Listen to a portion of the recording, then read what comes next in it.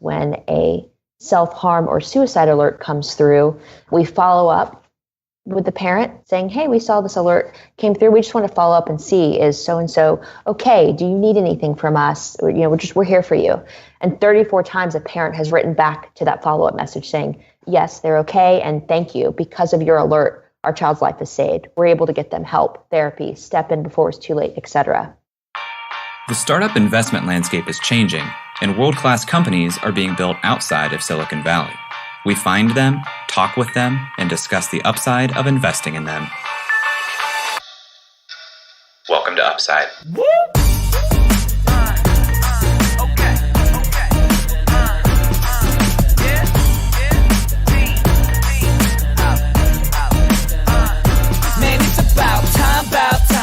Hello, and welcome to the Upside Podcast, the first podcast finding upside outside of Silicon Valley. I'm Eric Hornung, and I'm accompanied by my co-host, Mr. Man, it's getting chilly out there himself, Jay Klaus. Jay, how's it going, man? You talking about Columbus? Or you talking about Cincinnati? I'm talking about the world, man. It is cold outside. Talking about the Northeast, the North, the North, the Northeast, West. It doesn't matter where. I guess besides California right now, everywhere is cold. Did your family have a rule about when they turned on the heat? Never. My dad refused to turn on the heat. Some people I've heard it was like heat before November, no Christmas. There's a rhyme though. There's a rhyme scheme. Yeah, that didn't rhyme. It was like heat before, man, I don't know, but it rhymed with like Santa's not visiting you. Wow. Wow. You nailed that one, man. Well, we don't have heat on at our place in Cincinnati either, except for this weekend when Colleen's out of town. So I have the heat on and I'm just all like toasty right now. I turned on last night specifically because I knew I'd wake up and do this podcast and I didn't want to be cold and sad. It's so hard waking up when it's cold out. It is. I have a tough time. Yeah. Eric, did you have any dogs growing up? I did. We still have a dog. His name is Toby. Was he a well-trained dog? He was a incredibly well-trained dog. He's a blonde lab. He's probably like 7, 8, 9 years old now. He's getting up there. But he has his own back room of the house, so he doesn't like leave that room unless you really, really force him to come out. I think he thinks there's a ghost somewhere. That's how well-trained he is. So yeah, he's an awesome dog. Actually, funny story about the dog. I wanted a dog since like I was born. I've wanted one for forever. And my parents refused to get a dog. The year I went to college, they got a dog. So the dog did not protect you growing up as a child? No, I was unprotected by the dog. I was fending for myself. Well, I think you know why I'm asking. I think so. Today's guest is Titania Jordan. Titania is the CMO and Chief Parent Officer of Bark. Bark is an internet safety solution that helps parents and schools keep children safer across social media, text messaging, and email.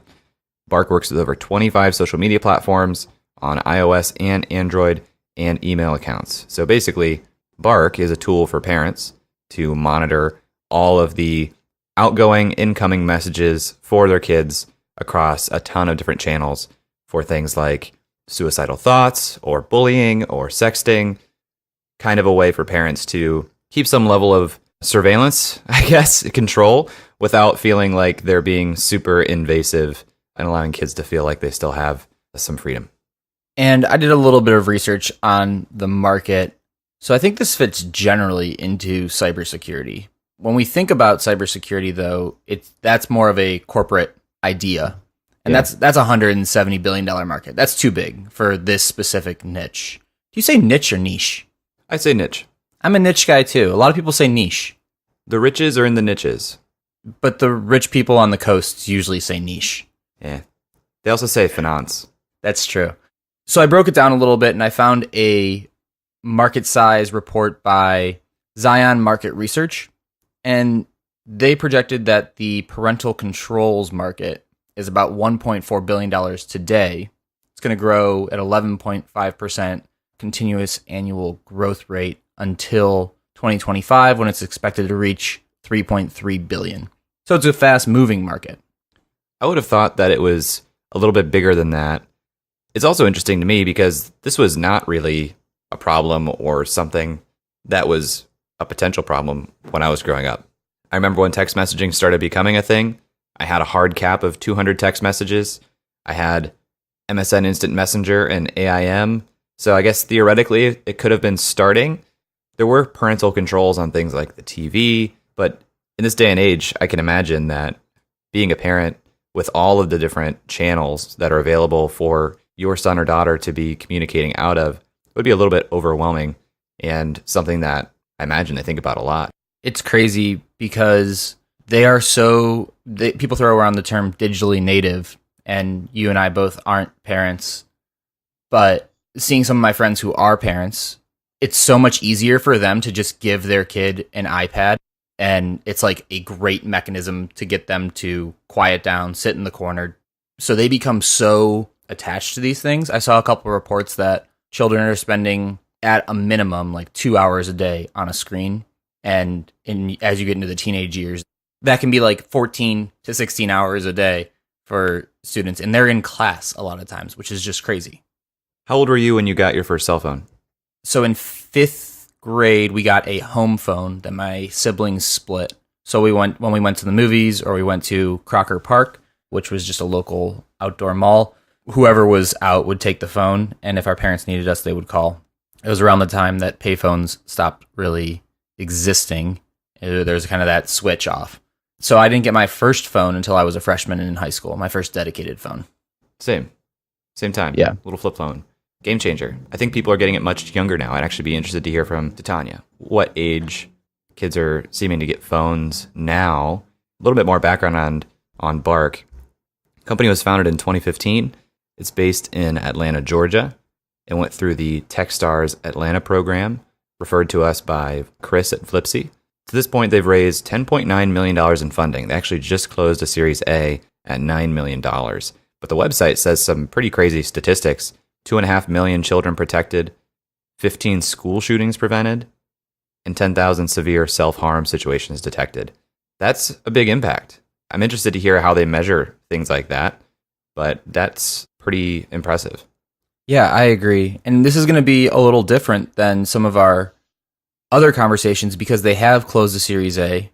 They've shown that investors believe in this product and believe in the product market fit enough to put a lot of money into this company. So it's all about scaling now. So I think our questions might be a little bit different in this episode. All right, you ready to jump in? Let's do it. What's up, guys? It's Eric. Jay and I have a really cool announcement that we wanted to make about something we've been working on behind the scenes. We're calling it The Update, and it's a quarterly newsletter in which Jay and I get to write editorial pieces, podcast guests and friends of the podcast get to write editorial pieces, and we'll share some news about our portfolio companies. These editorial pieces are going to be about trends outside of Silicon Valley, things we find interesting, and new industries and spaces that are popping up. Something I'm thinking about right now is esports, for example. If you're interested, it's super easy to get linked in. Just go to upside.fm/update and enter your email address, and we'll definitely be in touch.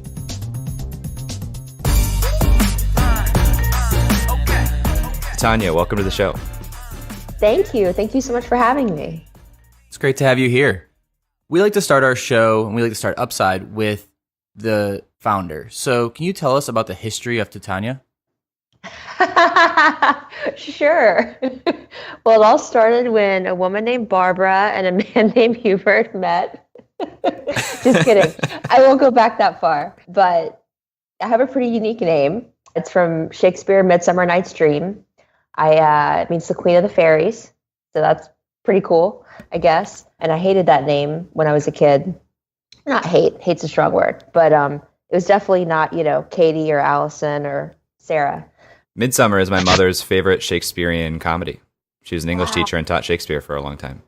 Boom. See, this whole thing that we're doing right now was meant to be. But so my name served me well, though, because social media and social media handles. And I was able to reserve at Titania Jordan for so many things. So in hindsight, I'm thankful. So yeah, born in the 80s, grew up without social media and technology, and then quickly dove into it. Started my career in radio, so traditional media, and learning everything I could about it because it was fascinating. At the same time where, radio was doing what it did well, social media was taking off. And so I helped to pioneer the first sort of Groupon for radio program. So we would use our website and the traffic going to our website to sell half price deals for companies around Atlanta. And the economy decided to tank for whatever reason in, '07, '08. And because I was selling airtime at about $600 a minute, nobody wanted to buy it. And I decided it was a good time to start a family. So I had my son Jackson, as well as postpartum depression, because those go together. And was like, oh my gosh, I can't go back to this world of radio. I can't leave this little baby that like needs me all the time to stay alive. What am I going to do? And I started to do freelance work in social media because at that time there were so many companies that wanted to be on social media but didn't know how to do it without being obnoxious. And so quickly found a sweet spot, launched a full service marketing agency. Fast forward 2 years probably, more and more of my clients were becoming companies that wanted to launch in the Atlanta market and reach women, and they were tech companies. And it was fascinating how the tech scene was booming here. One of them in particular decided they really wanted me to be their CMO. So I shut down my firm, offloaded my clients to some great account executives, and dove headfirst into the world of tech in Atlanta as a CMO and then as a founder, and now as one of the co-founders and as CMO and Chief Parent Officer at Bark. So that's kind of my career in a really quick nutshell. Concurrently, I guess that's the right word for this, I also have a career in media, which is insane and amazing, and the media and tech path are very interwoven. And so I've had the honor of being the host of Atlanta Tech Edge, which was the NBC affiliate show in Atlanta covering tech on a weekly basis. I now have a YouTube show covering tech. And now whenever we have press opportunities for Bark, my company, I'm the one that goes and does it. So take me back to radio. What was it about radio, and it seems like you have a affinity for media in general, that really kind of captured you? Oh my gosh. Well, to be perfectly transparent, I kind of went a little wayward in college and didn't really know what I wanted to do with my life. I didn't even know what I was really good at.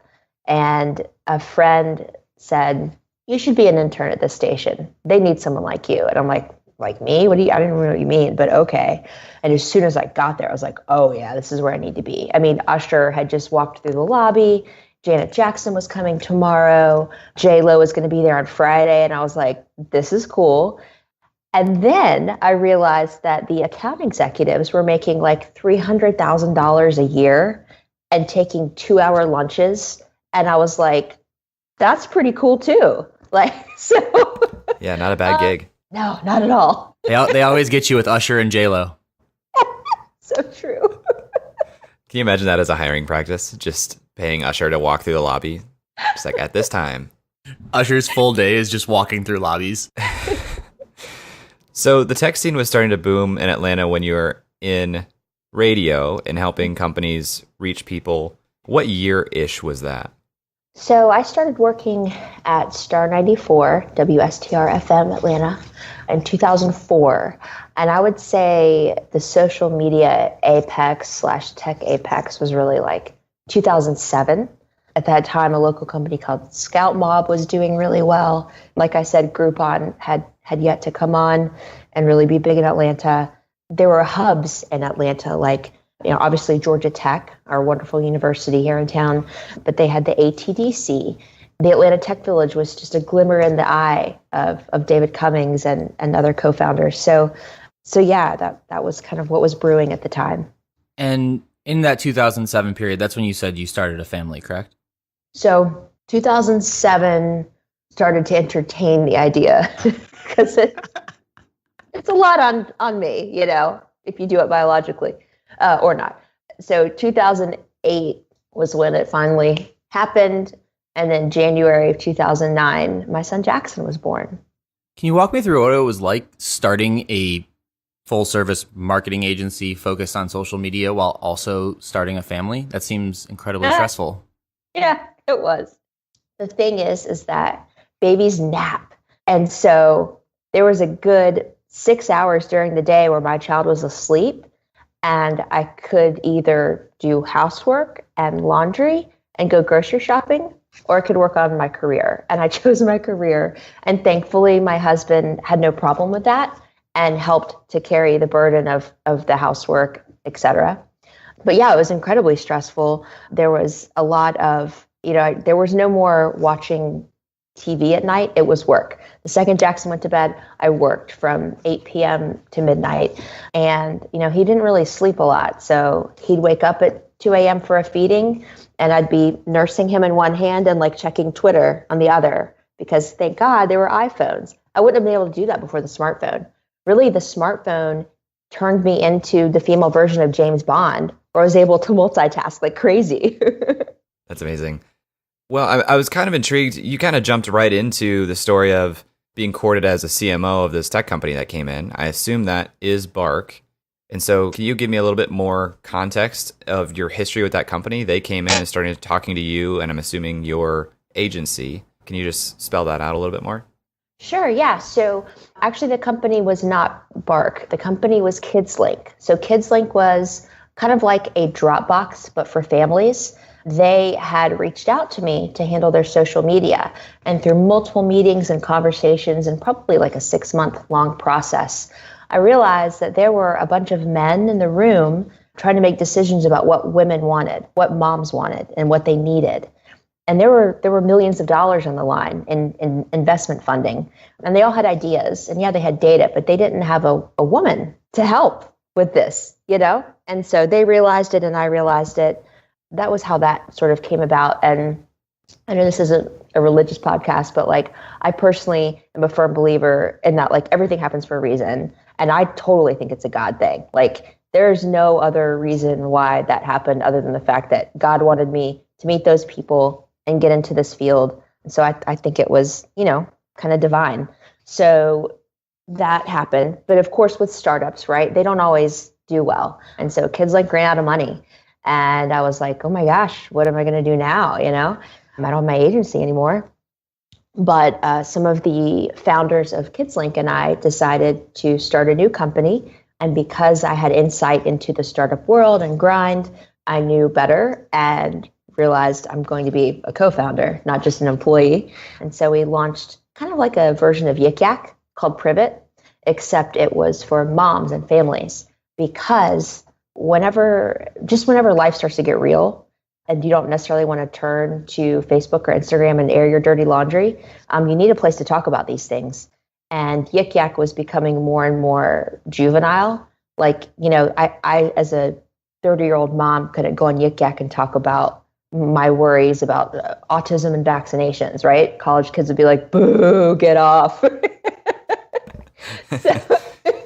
Who's this old person? So Privet did really well. It was amazing.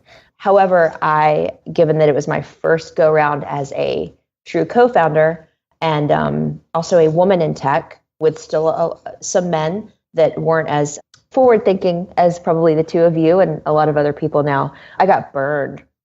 I got burned bad and ultimately had to either stay and suck it up, things that were very disrespectful, or leave.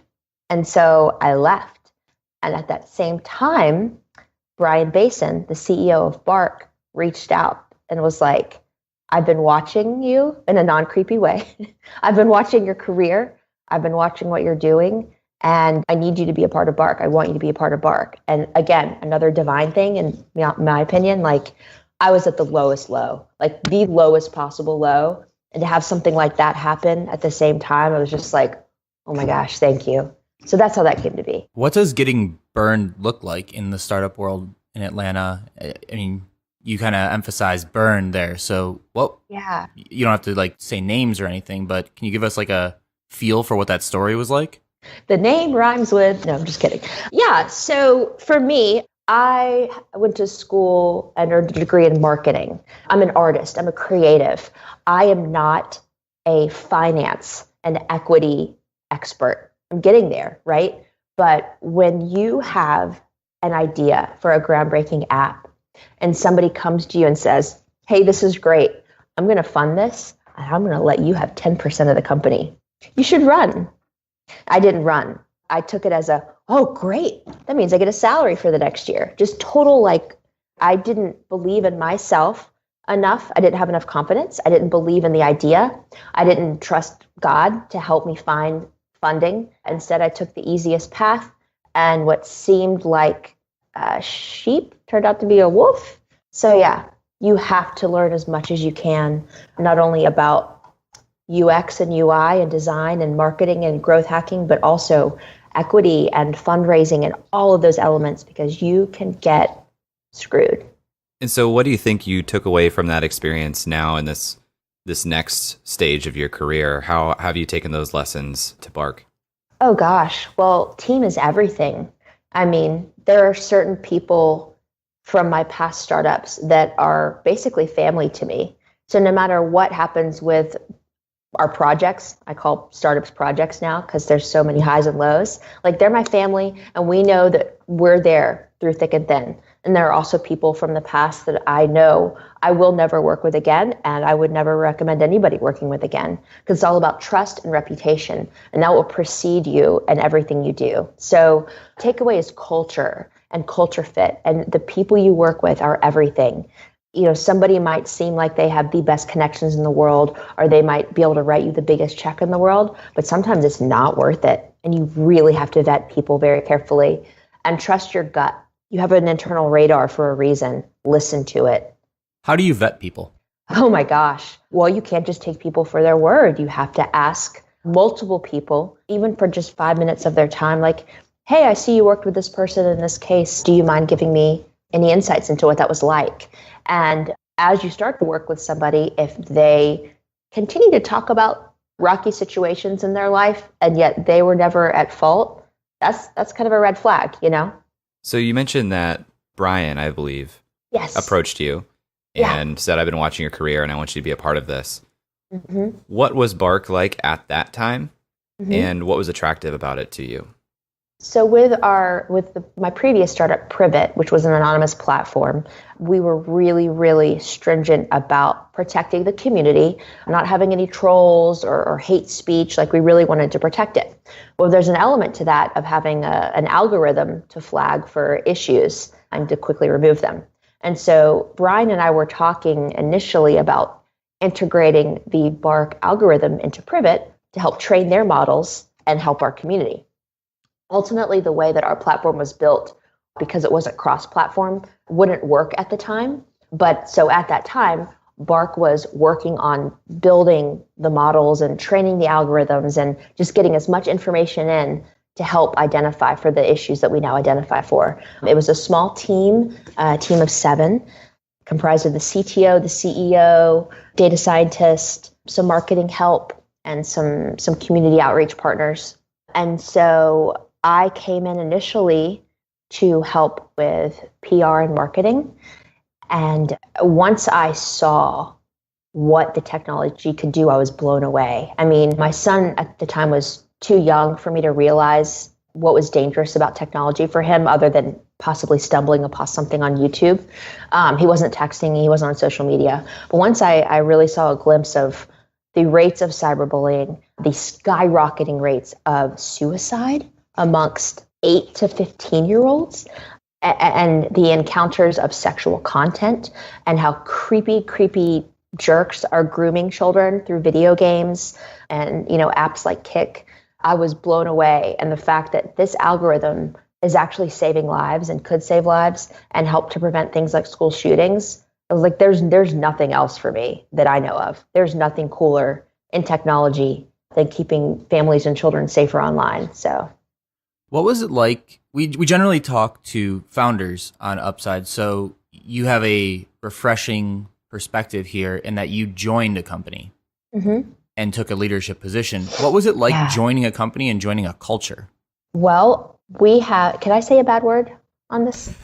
Yes, you can. Okay. It's not terrible, but so we have a no asshole policy. That's it. Like, if you're an asshole, you're fired. And so thankfully Brian had stuck to that.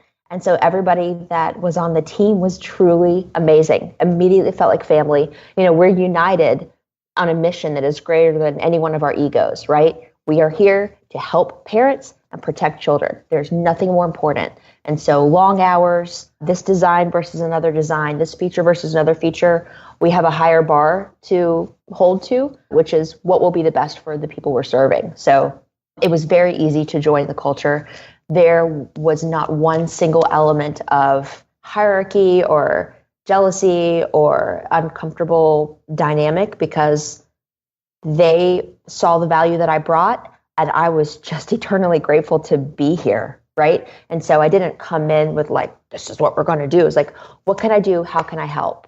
And also in a startup, like everybody wears multiple hats. So there really isn't even time for like, there's no time for ego and BS. It's like everybody take something and knock it out, and let's move as fast as we can. You know, we're going to break stuff, but we got to keep going, and we got to keep iterating and testing. So it's like a family. This seems like an appropriate time to ask, can you define or explain what Bark is today in your own words? Sure, yeah. So Bark is technology that keeps children safer online, and because of that, in real life. And so what does that mean?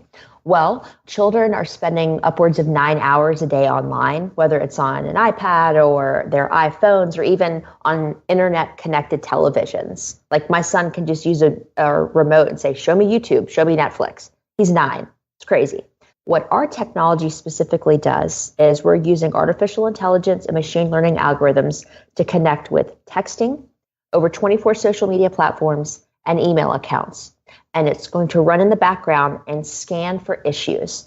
And they're the most concerning issues, like cyberbullying, sexting, thoughts of suicide and depression, potential drug use, online predators, and acts of violence. When our algorithm finds that sort of problematic issue, it will then alert parents and schools so they can take best recommended next steps. And we're not just looking for keywords. It's so much more than that. It's emojis, it's audio, it's video, it's pictures, it's text overlay that you can write with your finger. And so it's amazing what our data scientists have been able to put together. And so that's what we do. We have 2 products. So we have Bark for Parents, which is a paid product. That's how we make money. It's $9 per family per month. And then we have Bark for Schools. And Bark for Schools is absolutely free. And we launched Bark for Schools February of this year after Parkland, because we realized we had this technology already built, this algorithm, and children are using tech at schools just like they are at home, whether it's Chromebooks or iPads. And you think they're working on Google Docs, but they're really just using that as a live chat feature.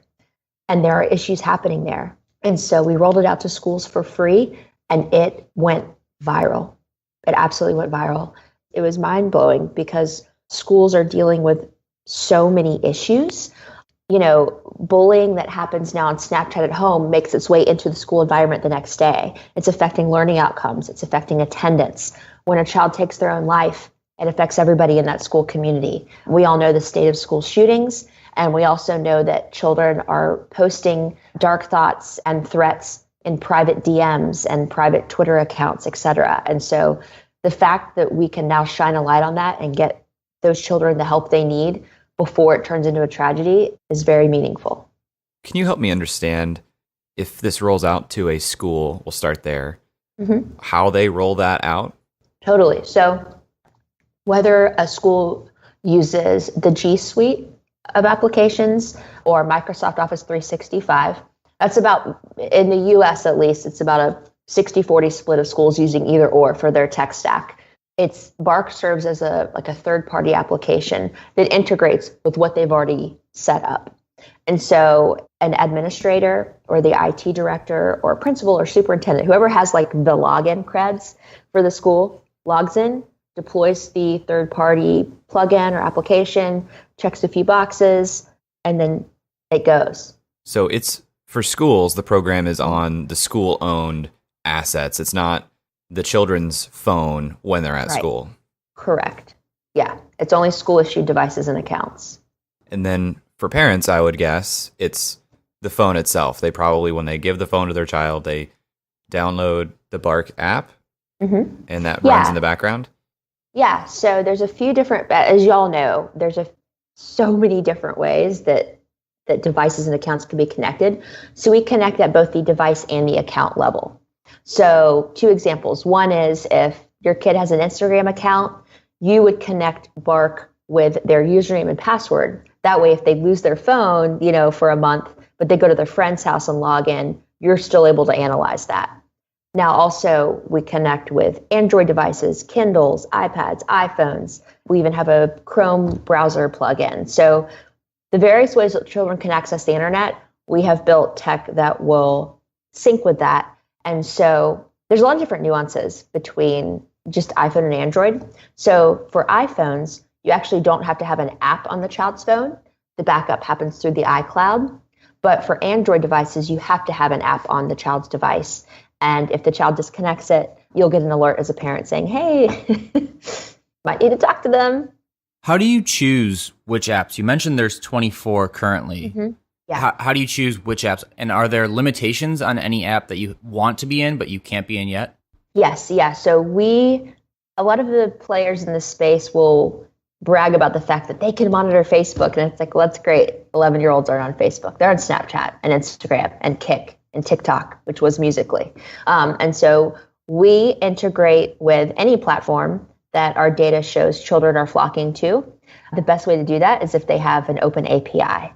One of the biggest challenges we have is, for example, with gaming consoles like Roblox or Fortnite, they don't have an open API into their live chat. And so we can't integrate right now. We're talking with those big players though, and hopefully they realize how much online grooming is happening, and we can be a very helpful asset to them to avoid not only unsightly PR for them, but just keeping their community of children safer. One of the probably most frustrating things right now is if your child has an iPhone and they have Snapchat, the way that Apple does not allow access to certain things is really hard for us to monitor Snapchat DMs.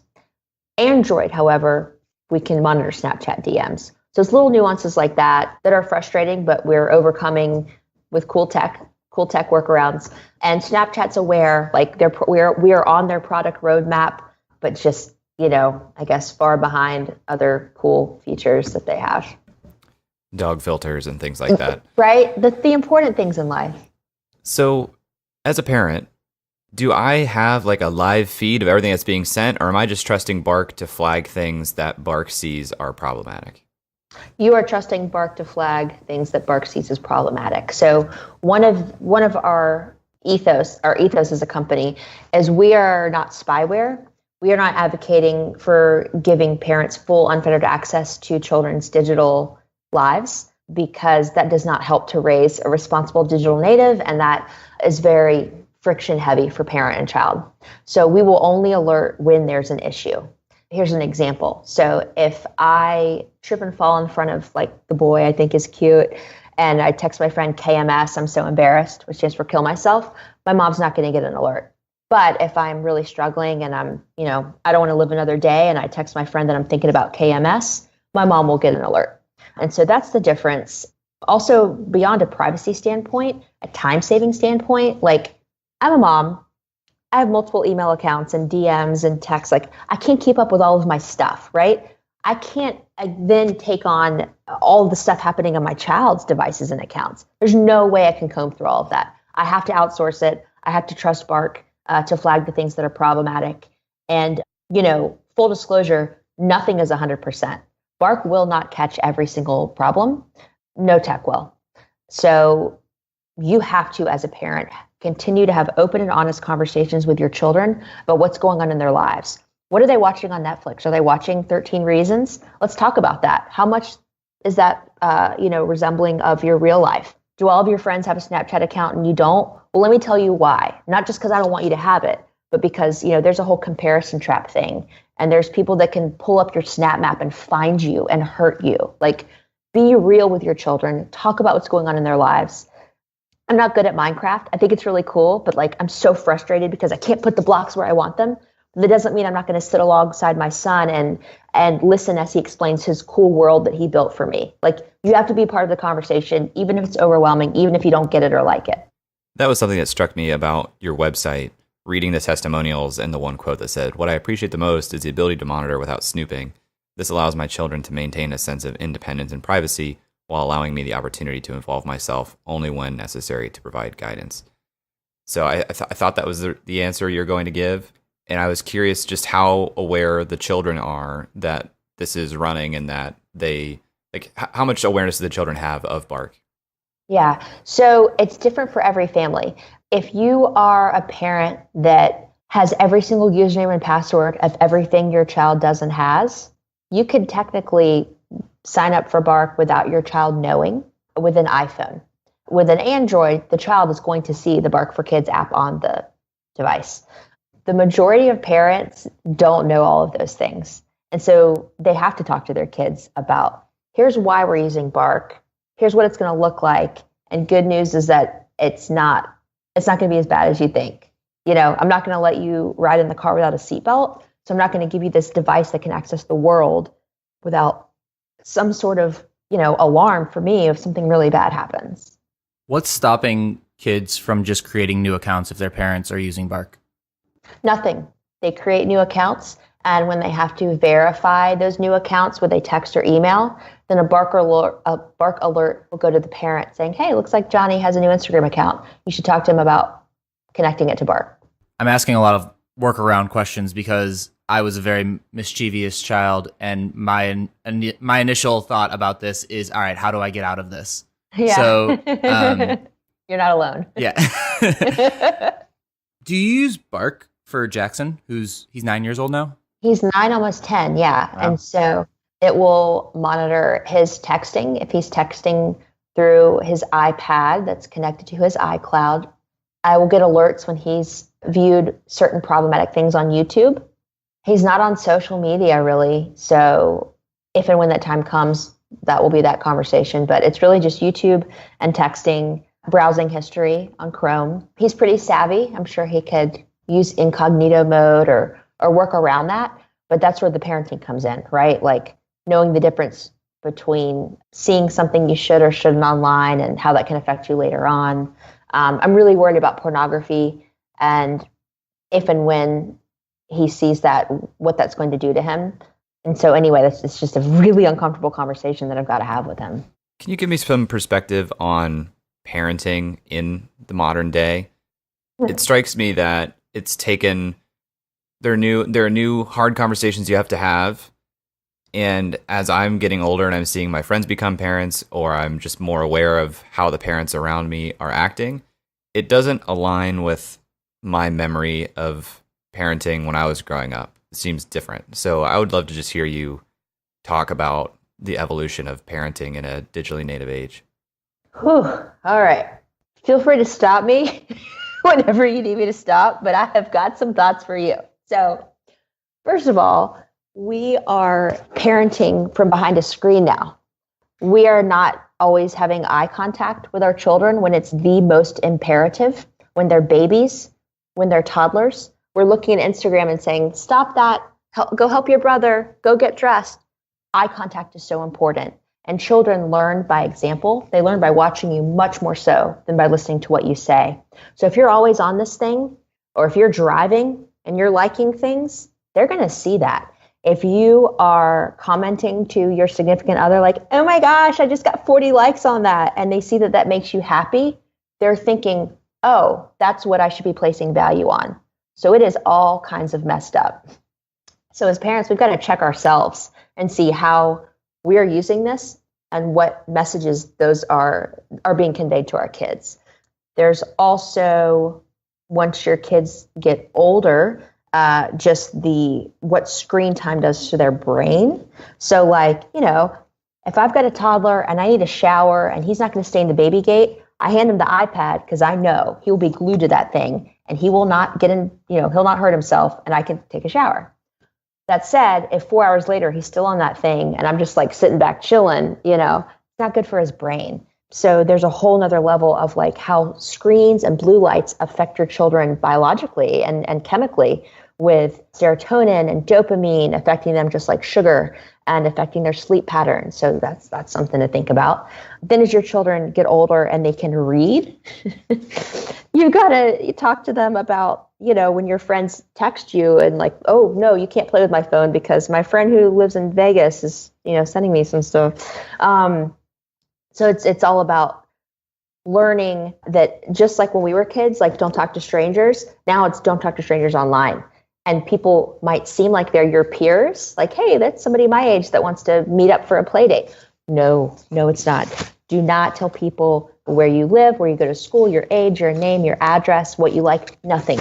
Give nothing to no one, because there are tricky people online that aren't always who they say they are. Then, as a parent, you get into the whole, like, when we were kids and we weren't invited to a party, we maybe heard about it, but like we didn't get to watch it happen in real time in front of our eyes through Instagram Live. So there's the FOMO, there's the being left out, there's the cyberbullying, there's the, when I go on Instagram and I see my friends' perfect homes and vacations and perfect marriages, like I know the real story. Like it's easy to get sucked in and think, oh, their life's great, mine sucks. But like, I know the real story. These kids are only seeing the best and brightest of people's lives, the thin filters and the tan filters and the white teeth filters. And that's got to be incredibly disconcerting, especially during your awkward years. Like middle school sucked.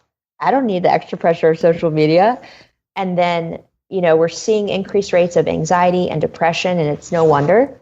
And then also, what's really, really stressful for me right now as a mom of an almost 10-year-old is that sexting is the new first base. So in 8th grade, for me, it was like, ooh, am I going to go kiss Cameron, on the playground? Like maybe, I don't know. Now it's send me a picture of your boobs. And that's actually possession of child pornography. And that will stay with you for life. And so parents have to learn a whole nother level of parenting, which is becoming as tech savvy as you can. And not only how that affects you literally, but how that affects your future and how it affects you emotionally and then biochemically. I'm sure we could spend a ton of time on this subject from a couple of angles. My parents were high school teachers, and I have a lot of friends who are teachers. A lot of my family are teachers. And they've talked about just the differences in teaching for them because they feel like they're being watched as if they're a screen now in the way that kids interact in the classroom. Wow. Yeah, just a difference in responsiveness. I'm curious, have you seen the movie 8th Grade? Yes. Love that movie. Bo Burnham is like a personal hero of mine, but that was pretty eye-opening for me to see that level of performance that kids feel all the time. Yeah. I don't know. It just would be really hard for me. We're in this age cohort where we grew up in a time where most of this technology wasn't there, but then we phased into it. So we're like this one demographic age that had the chance to see both sides. Yeah. And that's not the case for obviously the generation after us. It seems like that would be very challenging. Yeah, we have the only unique vantage point in history of being able to straddle both viewpoints. And I think that gives us a great responsibility to help both the generation above ours and then the ones below. Oh man, where do I want to go from here? On the website, you have a few pretty major statistics right at the top of the page about the number of incidents of self-harm detected and school shootings prevented. How do you measure those things? Because saying we've stopped 15 school shootings from happening is an amazing claim. Yeah, it's actually 16 now. This week we had another incident. And what happens is that we have different levels of severity for different alerts. So let's take a school shooting alert, for example. That's something that obviously if the algorithm catches, it's not just going to send it and be on its merry way. It gets escalated. We have a direct line of contact to the FBI and local law enforcement. So when that comes through, we send that to them.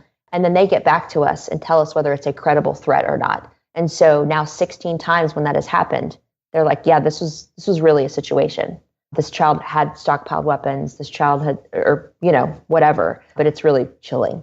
With regards to the lives saved, 34 lives saved now, we know that because when a self-harm or suicide alert comes through, we follow up with the parent saying, hey, we saw this alert came through. We just want to follow up and see, is so-and-so okay? Do you need anything from us? Or, we're here for you.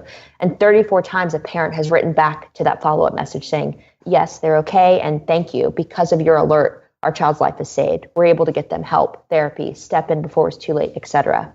So that's how we know that stat. With regards to the self-harm alerts, it's crazy the rate at which children are like cutting. We see a spike around age 12, and especially amongst 12-year-old girls. 12-year-old girls are 7 times more likely to express and act on thoughts of self-harm than boys. And so we don't know why. We can assume, but we're actually working with Johns Hopkins now to provide our data to help them formulate and then take action on how to help this generation with those harmful thoughts. So take me back out to the business level. And you mentioned earlier the other players in the space weren't doing some of the things you were doing. Yeah. What are the other players in the space doing? Are they what you called spyware? Do they have a different competitive advantage or unique advantage? You talk a little bit about them. You can name them or not. Yeah, totally. So I won't name them just because I don't want to send them any traffic, no offense. But there's a lot of different types of parental controls. So we'll start with screen time, which we don't do. So anybody who's in the screen time space, we're actually partners with because we refer and vice versa. So I can name them, Circle, Boomerang, Our Pact, and then iOS 12 just released their own internal baked-in set of features on screen time. So there's that bucket of protecting your children. Then there's the spyware type things where parents are jailbreaking phones, which violates, the terms of service and warranties. They're using, keystroke modeling and enacting VPNs to really get a copy of everything their kid is doing, a copy of every single text message. And we are opposed to that sort of level of monitoring for most children. So they might, I guess, say that that's their unique advantage for the parents that want to see everything and live in that sort of way. Then that's fine. Those parents can go use that technology. But I guarantee you that will not contribute to a healthy relationship between parent and child. And to your point, the child will find a way around it. They'll find a way around it. They'll get a burner phone, etc. And so those other players aren't using AI. We're using artificial intelligence, machine learning algorithms to really perfect the way that we're doing things. They aren't. And also, from a community standpoint, we are building a community. We have a private Facebook group called Parenting the Tech World of 13,000 parents, and it's growing every day. And they're coming here asking, hey, did you hear about that TikTok is now Musical.ly? Oh my gosh, look at what this creepy person tried to DM my child and the bark alert caught it. My child is, suicidal. What should I do? We have community, and that's everything when you're building a movement, which is what we feel like we're doing. And so that's what sets us apart and what the other players don't have. And they're actually a part of, they have joined our group, and we welcome their insights because we're all in this together. There's bottom lines and revenue goals we have to meet that maybe sets us apart. But at the end of the day, we all set out to do this for a reason. And so we want to work together to keep this generation safe. So you said that group has 13,000 individuals in it. Uh-huh. How many people are using Bark today? So we protect over 2 million children across the nation. It's actually close to 2.5 million. And so if just one parent has a Bark account, you can do the math. If both parents have a Bark account, et cetera. That also factors in schools. We are now in over 700 districts across the nation. And so we don't give a specific user count, but that's a snapshot for you. One thing I've been curious about and have been watching in specifically the last 5 years is this idea of the FANG stocks, the Facebook, Apple, Netflix, Google, effectively outsourcing product innovation and allowing VCs and the venture community in general to build great products and then just absorbing them. So you can think Snapchat, Instagram has just stole everything from them. I think Facebook just launched a TikTok product today or yesterday. You mentioned earlier that one of the players in the space now, which isn't a direct competitor, is Apple's FaceTime app on iOS 12. If they expanded their services, would Apple be a competitor or a potential competitor to Bark? So we are not super concerned about that, given Apple's historical actions surrounding user privacy.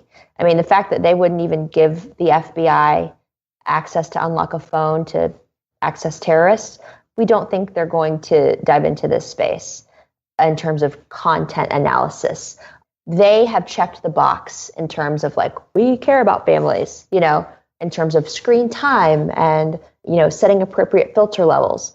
But the amount of analysis that goes into this and the unique data set to even have accurate data, they'd have to get started if they haven't already. And I just don't think they're going to do this. I could be wrong, but. You mentioned one other kind of term that whenever I hear it, I just want to hear more about how it specifically applies because it's such a hot button term right now in the venture space, and that's machine learning and AI. I feel like those terms get thrown around a lot. So totally. Specifically as it relates to Bark, how are the concept of AI and machine learning used? So I don't want to butcher this. So full disclosure, I am not a data scientist. I use those terms probably more than I should. But I'll tell you what I know. I know that we have analyzed over 1 billion messages of children ages 8 to 17 across texting, social media, and email. And we use all of that data to feed into our algorithms and help to train the models and get better. There's also an element of human review. And so a certain percentage of that data, will run by humans where we can actually say, actually, that's not a thing. Oh, you know what? That is a thing. Oh, let's go to Urban Dictionary and see what that is. You know what I mean? So we have to, we've got to work on that. The data is anonymized though. Like we're not seeing, the names and stuff. It's just the data. Let's see what else. Contextual analysis, again, going back to that KMS analogy I used earlier, because children are very sarcastic and not everything is an actual threat. And sometimes there's a fine line between cyberbullying and just good old-fashioned ribbing. And so it really does take a lot of time to perfect the models. And it took us 18 months before we even launched to train our models. Jay, did you hear that? Good old-fashioned ribbing? Okay, so I'm allowed to keep on going with you. Good old-fashioned ribbing. Yeah, there's going to be no upside alert to say Eric is being too predatory and rude to Jay. Titania, obviously this plays such a huge and important service to parents. You guys just raised a Series A. Mm-hmm. How big is this opportunity in front of Bark from, a market size or financial upside perspective? Yeah, so we protect close to 2.5 million children right now across the nation, but there are 74 million children in the country. And when 90% of them can access a digital device, there's a lot of work we have to do just here in the US. And also, right now, we are for English-speaking families only. There's a huge market for Spanish-speaking. The Japanese market is very tech-savvy and forward-thinking, as well as German. And so we are now working on different languages and moving into the international realm. One of the things that has been challenging for us is just GDPR and access to data and privacy laws. But again, thankfully, that funding will help us hire the best legal experts that can help us navigate that.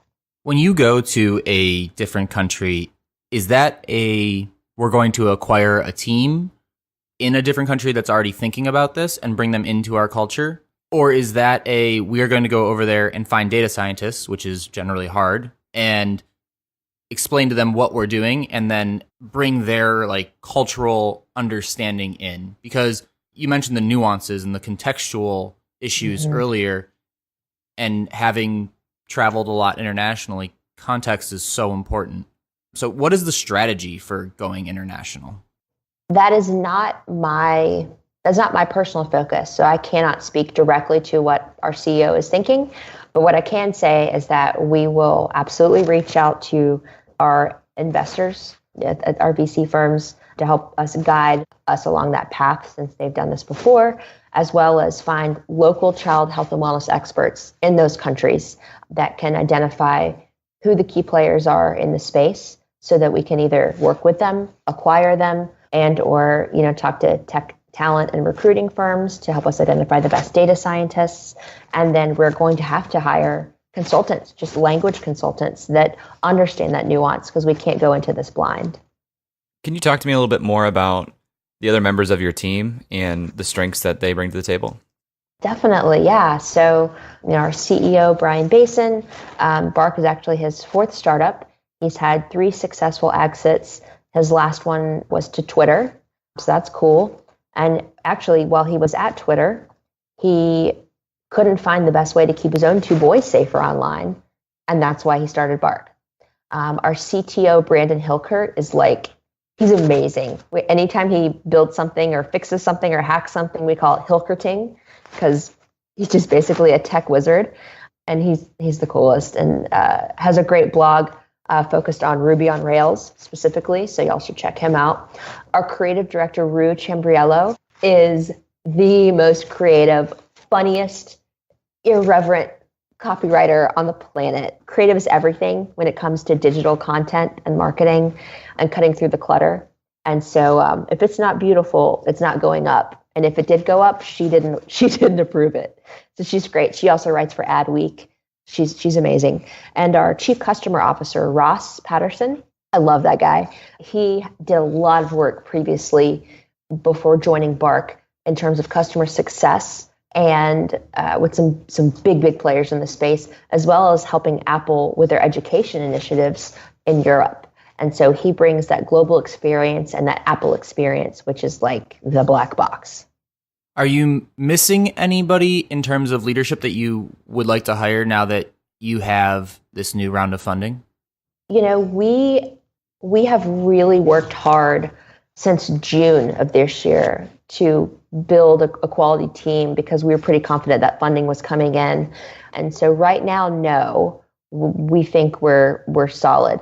That said, very soon, we're going to need to find those key players to help us with the international efforts in terms of biz dev and data scientists. So that's coming. And we've mentioned the raise a couple times now. Mm-hmm.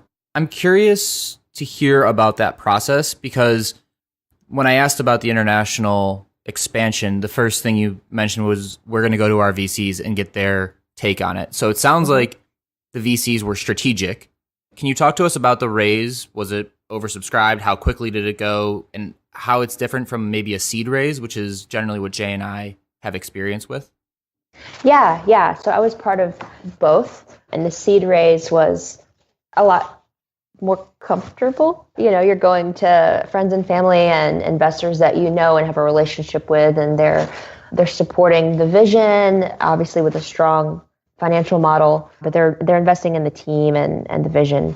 With the Series A, it's data based, it's opportunity based, the total addressable market, and so we had a lot of interest. It went very fast, and we ultimately are so thankful to have had Signal Peak Ventures out of Utah lead this round. Anybody can Google them and see the great success they've had. And so that was a very strategic alliance, as well as Two Sigma Ventures. They are very strong in areas that we are aiming to be. And so between those two firms and the existing investors that participated in this round from previous ones, we're really, really excited about what they all bring to the table. When you say really fast, like how fast? Gosh, I'd say that our CEO kind of put it out there, and within 4 weeks, we were signing docs. Do you think that, I think I know what you're going to say to this, but do you think that's the Bark opportunity or Brian's background having 3 successful exits of his first 3 companies? I think it's both. The market need is there, the problem's there, the unique way we're solving it is there, but obviously people aren't going to write checks on a hope and a dream. And so his experience and just his demeanor, he is one of the most amazing people I've ever worked with. He is so trustworthy, he is so determined, he is so sharp, and he's authentic. He's not like Steve Jobs, who I heard was kind of an a-hole. He's just really real, really good guy, somebody you want to invest in him. And so I think it was a combo of both. How did you guys come to the $9 per month per family price? It seems really low to me. Well, through a lot of research, $2 or $3 a month obviously just wasn't going to cut it, nor does it really shed light on the value we provide. But once you get into the $12, $15, $20, $40 a month, it becomes very cost prohibitive for people in lower income brackets. And we don't want to just serve the 1%. Like this is the problems we're alerting to affect all families. So we wanted to make it as affordable as possible while still being able to run a great business. I want to move into talking a little bit about Atlanta as a place where you've built this company. What has being in Atlanta done for Bark? Wow. Traditionally you think you've got to be in Silicon Valley or New York City or maybe Boston to really scale a consumer startup. And the Atlanta community is craving a consumer startup win. And so the support we are receiving is unprecedented. So we have an amazing support system. The way that we can just afford both talent and space, right? Like I'm coming to you live from the Atlanta Tech Village, is amazing. If we were paying rent in New York City, man, our burn rate would be a lot higher. We also have an amazing tech pool here, whether it's Georgia Tech or UGA or Kennesaw State or Georgia State. We have so many smart people in this city and surrounding areas. So it's great to be able to employ locally and pour back into the community. And I don't know if you have read Steve Case's book, The Third Wave, but you should if you haven't. It's amazing. And he talks about how big ideas are coming out of, cities that are more off the grid. Not that Atlanta is off the grid. It's kind of a big deal. But, you couldn't have done this 10, 15 years ago in Atlanta. I want to dive back into the business to get a couple of things that we missed while we were there earlier. The cost structure of your business. You guys are centralized, so I'm guessing office is a part of that, headcount's a part of that. What other costs go into making this work? AWS, Amazon Web Services, and legal. What we do touches a lot on data and privacy and security. And so legal costs, really, that's it. Thankfully, we are not manufacturing an actual hardware product. And so between server costs, legal, and then, of course, acquisition, Facebook ads, ad spend, that sort of thing, that's where a lot of our budget goes. And is that where the budget from the raise is going as well, to those same kind of buckets plus international? The raise was more to expand our team. We were a team of 8 in May, and we're now a team of 32. And we weren't hiring lower level positions. We were hiring, top data scientists and amazing graphic designers and directors of marketing and heads of school safety. And so, hiring and then also using it to ramp up customer acquisition spend, and as well as examining, the international plays. And when we think about Bark as a business, if there was a dashboard for the overall health of the business, what are the KPIs that Bark pays attention to, both on the marketing side, but also on the finance side? Yeah. So remember I talked about our CTO, Brandon, and how he is known for #Hillcritting. We actually built this a dashboard. And so we have some really defined key metrics. In marketing, it's trial signups. Bark for Schools, it's districts added and students added and parents added. In product, we're looking at our trial conversion percentage and our churn. And then in data annotation, we are looking at, accuracy to make sure we're serving the best product to our customers. Titania, one last question from me. You obviously are a parent. You have your own views on parenting. Sounds like Bark as a culture has some views on parenting. I know when you send an alert, you have a little bit of a tip of how to diffuse a situation or how to bring this to it. Yeah. Do you guys take a stance on your opportunity to help teach parents parenting? Is that something that's in Bark's lane or not? Yes, we are very careful to not be judgmental in terms of whenever you decide to give your child a smartphone, that is totally up to you. Every family dynamic is different.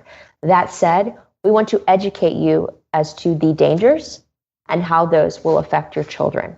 We want to educate you into the actual landscape of what is happening with kids age to 17, and that way you as a family can determine if you want your child involved in that or not. We have a board and a team of advisors of child health and wellness and safety experts that will give insight into, age appropriate levels and conversations. And, because we aren't doctors, we're technologists and marketers. So we want to utilize the experts to help parents. We want to educate parents based on our data and then just give parents an accurate portrait of the landscape so that they can make the best parenting decisions for their family dynamic.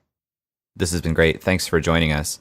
After the show, if people want to hear more about Bark or hear more from you, where would you point them to? Sure. So I would have everybody go to www.bark.us. That's our website. If you want to connect with me personally, just Google Titania Jordan. I'm on every social network possible with my name, and I'd love to connect with you. Awesome. Thank you, Titania. Thank you all so much for having me. Have a great Saturday. Okay, Eric, so we just spoke with Titania Jordan of Bark. Let's get into this one. Let's dig in and talk about this opportunity. So normally we start with the founder, but I want to start with something that I just recognized. Jay, you love the timeline question. Every interview, I think, you ask the timeline question. Wait, so it's always step back and explain to me the timeline. And I love the question, but I realize I'm never the one asking it. I think it's important. I mean, I want to contextualize the things that we're hearing and understand how much time is passing, how long ago certain events were happening, so that we can contextualize that with the story. I think it's an important question. We're asking for a story and it's a linear path, but I feel like it's you need the timestamps. Yeah, I love it. I love that you are forthright about it and you make sure that we always hit it. So, because we definitely could get lost sometimes. Jumping back into Titania and Bark, I'm curious to hear what you think about her as not quite a founder. Well, she has a lot of marketing background. She had worked for another company that was in the space with KidsLink and sort of Privet. Anytime we have a guest on the show who is not one of the founders from the very beginning, it's the same company. And as an investor, you're still looking at the opportunity of the company you would be investing in. So I think you have to look at the founder in this case holistically, including Titania as a major part of the leadership team. So what I take away from that, from the founder perspective and the leadership perspective here, Brian, the founder, obviously is very intentional about who he surrounds himself with and looking at his weaknesses, looking at what would make a well-rounded team. Bark is a pretty small team at this point. They said they had 7 employees, and Titania is a major part of their marketing and PR plan, given her background in that. I feel like you must have some thoughts to bring that question up. Yeah, I just always think it's interesting when we have someone on who's not a founder, because it's definitely the minority case here on Upside. And you do get some responses that maybe we wouldn't get if we had a founder on. Things like, I think she said, that's not my personal focus, so I can't speak to what the CEO is thinking. And I think that when you have a founder on, it doesn't matter if it's their personal area of focus or not. They know or have insight into something about it when you're in this kind of Series A, pre-Series A gap. That being said, I think that Titania thinks of herself more like a founder than an employee, because when she left her agency to start the Yik Yak for Moms, Privet, she mentioned that she realized she wants to be a co-founder and not an employee. And I think that that's a realization that's kind of carrying through her career. So that's why I said not quite founder. Yeah, I would agree with that. And I think the way she describes the team that they've put together there, it sounds like the whole team probably has some level of ownership they feel over the company and the mission that they're doing, because it does seem like a very mission-driven team. I agree. When we go down the list a little bit past the founder, we do get into more specialized knowledge, which makes it a little bit more difficult to ask some of our specific questions around numbers and just some of the pure fundraising type questions. But to that whole point, I did want to touch on Brian a little bit. I mean, Titania gave us a lot of great background on a lot of the team members, but Bark is Brian's 4th startup. He's had 3 successful exits, including the last one to Twitter. She talked about their CTO, Brandon, said he's amazing. Their chief customer officer has time working with Apple, which she called a black box. She also mentioned that within 4 weeks of beginning looking for Series A, they were signing documents, which is a incredible timeline. That's even assuming that within 4 weeks, you knew exactly what type of investors you wanted and could have introductory conversations. I think that speaks very, very highly to the team and Brian as a founder that he has the relationships and the existing reputation to put that type of time frame together. I completely agree with that. I think Brian is definitely a key component in the Bark story. Another key component that I think was talked about a bit is this algorithm. And I'm curious to hear your take on the Bark algorithm and what we kind of learned about it.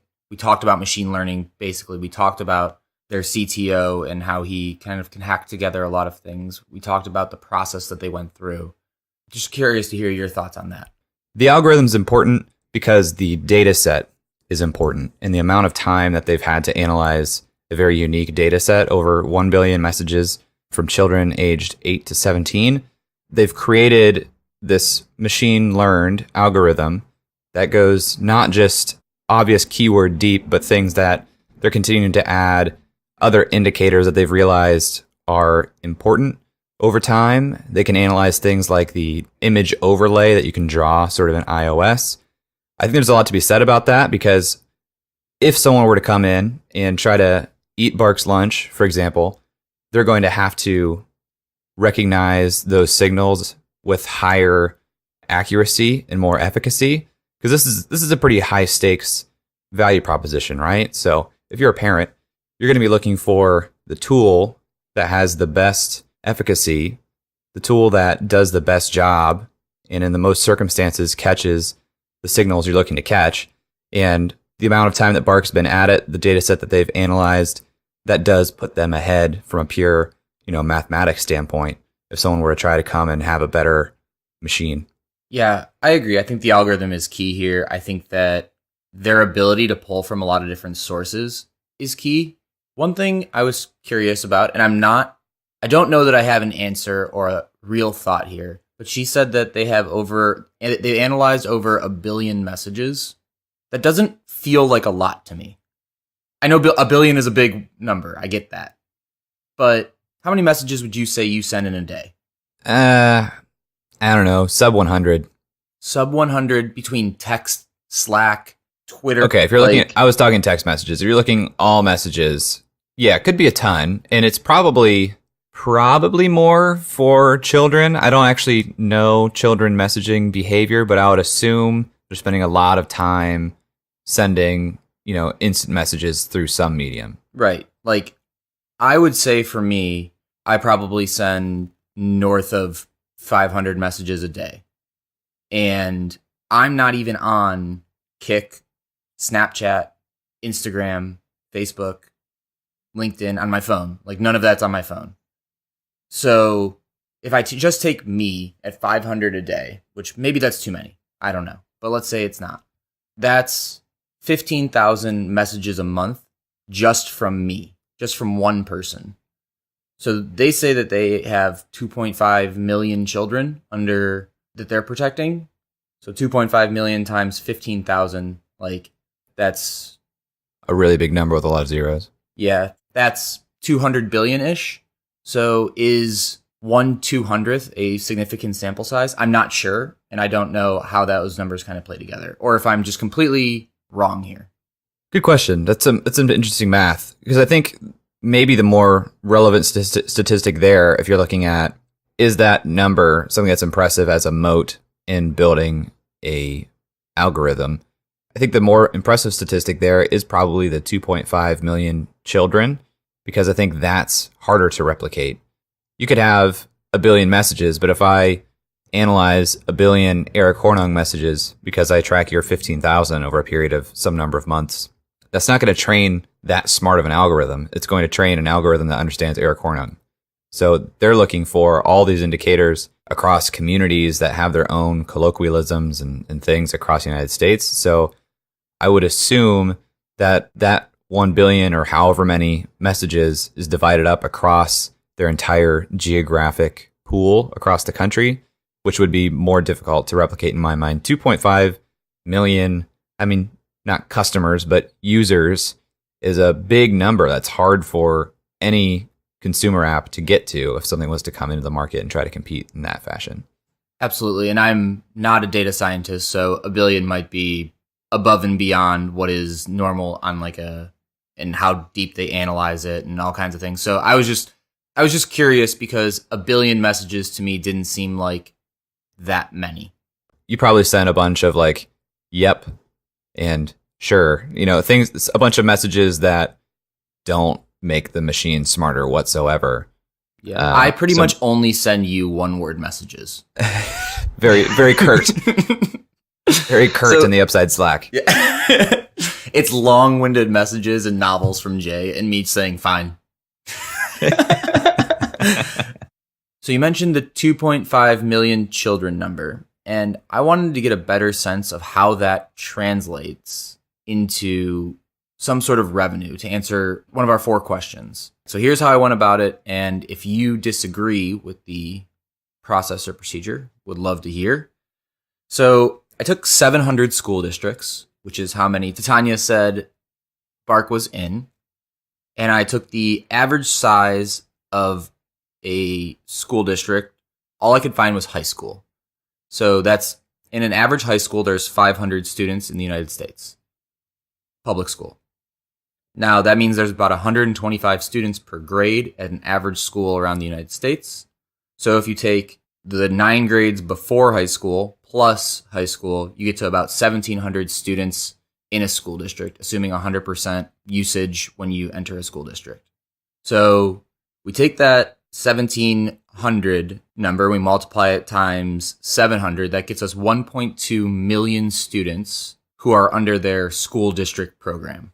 So we subtract out the 2 to 2.5 million that you talked about, and we get somewhere between 800,000 and 1.3 million students that are on the Bark platform paying $9 a month.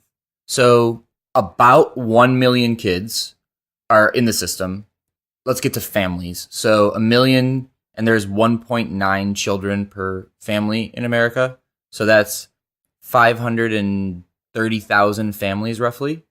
So we multiply that by 9, which is the dollars per month. We multiply that by 12, and that gets us to $57 million of annual revenue.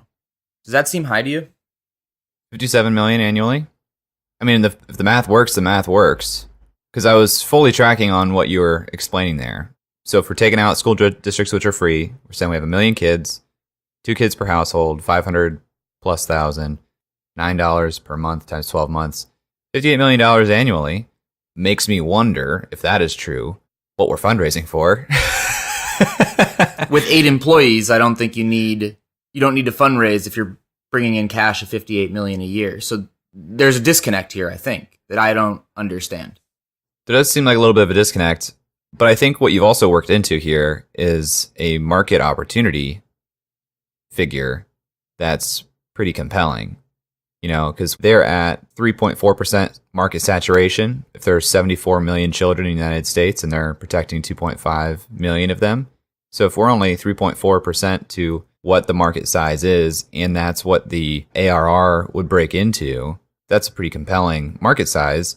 It does sound high from what you would expect a company that just closed a Series A to be, but, that could very well speak to the opportunity here and the team here. And maybe it's not 58 million or whatever their actual revenues are, because there are some things that are pulled out that we don't have insight into from this interview. But closing a Series A in 4 weeks, even with how impressive Brian is, maybe the numbers are really good. I have a little bit of a shadow I want to get your take on, and you tell me how severe you think this shadow is. In technology like Bark, that is trying to protect against what is not intentionally malicious behavior by children, but could be intentionally malicious behavior by adults on the other end of the conversation, you're in sort of a natural, I wouldn't call it arms race situation, but you're definitely always playing defense. You know what I mean? You're always developing the technology around the updates of other technology, the innovations of new technology reaching the market in the first place. As soon as Fortnite popped up, now they're saying, okay, well, now we have to reprioritize our product roadmap to try and get some protection around Fortnite because all these kids are creating chat in Fortnite. And that also means that you're at the behest, or you have to request that these products allow for some sort of integration and open API, as Titania pointed out, to protect them. So does that worry you that they have to be reactive to a pretty quickly changing landscape of technology that kids are interested in? I think that that's just kind of the nature of cybersecurity, is that things are always changing and evolving. And when I said in the intro that this feels to me like a cybersecurity play, it was because of that nature of we're playing defense and we're constantly trying to stay as close as we can, but there's always going to be people that are a little bit ahead of us. But I think that's just the nature of cybersecurity. Like, you can't predict how people are going to act. You said maliciously, and I don't have a better word for it right now.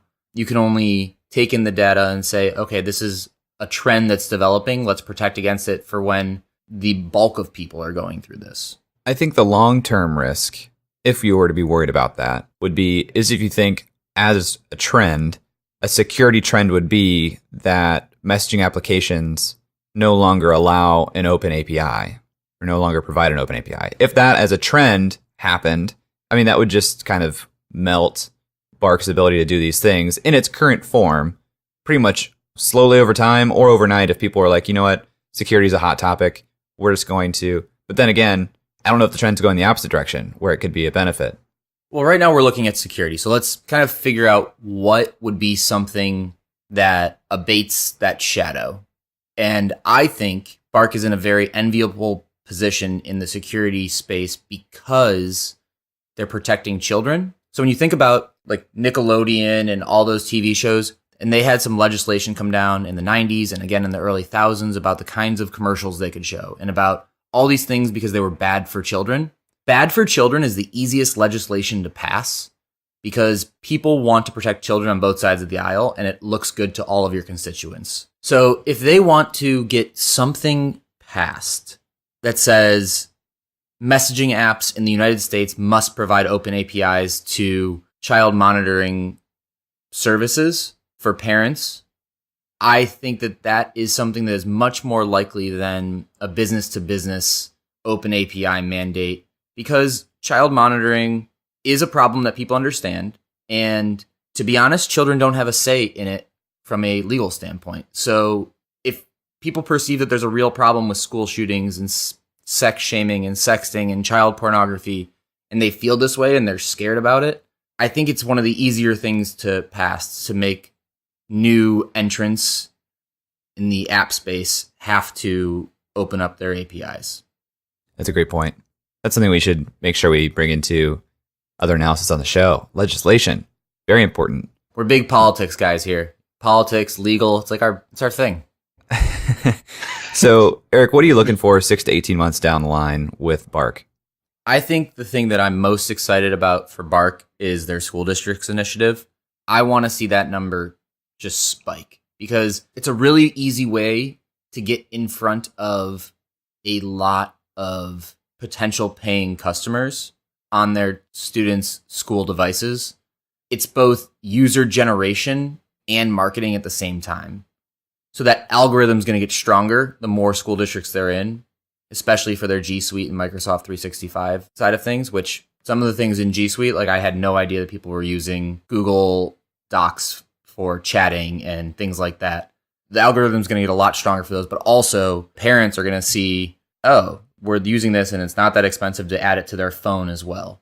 And we've seen some tangible results from it.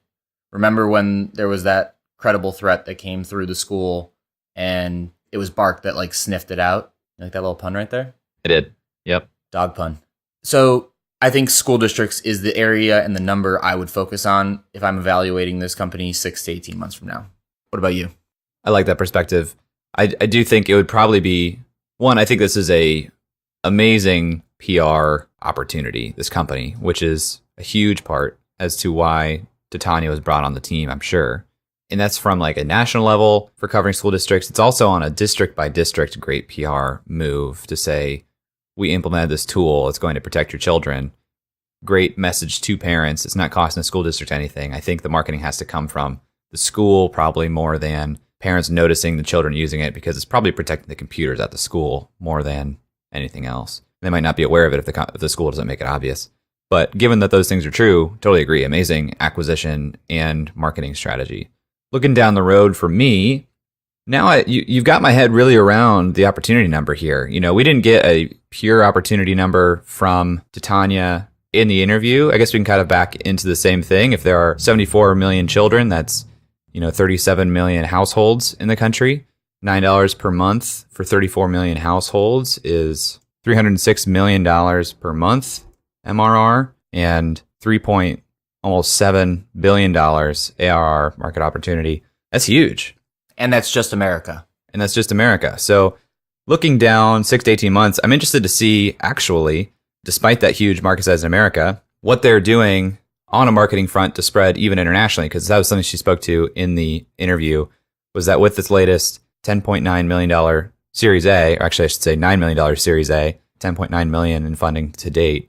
With this $9 million Series A, they closed in September. Where are they going with that money?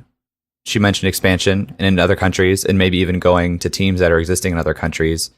Are they making acquisitions? How quickly are they trying to expand their market? And does that continue to add to their moat? This Bark is already a little bit further along than most of the companies we talked to on the show, given that they've raised a Series A and a $9 million Series A. It seems like they've got some traction already. So I'm continuing to look that way. And also, like I said, I would want to have some insight into security trends in the consumer space. Are things looking good from that standpoint? Is there legislation? Is there just the trend that companies are making an open source or open access to their APIs? Are they having success getting into things like Fortnite, which is a completely third-party, less obvious tool to get into? Does their influence increase so that they can convince companies like Fortnite to put access to the API onto their product roadmap? That's what I'm looking at. And obviously, revenue growth. Are they continuing to accelerate? I'm assuming this $9 million is a growth round or growth funding. So what metrics do we have that's showing that? Wow, look at you just throwing in revenue growth at the end as the KPI you're interested in. Really deep analysis there, JJ. Well, it's important. I did want to throw in one last piece because I feel like we usually dive a little bit deeper into the guest and their background.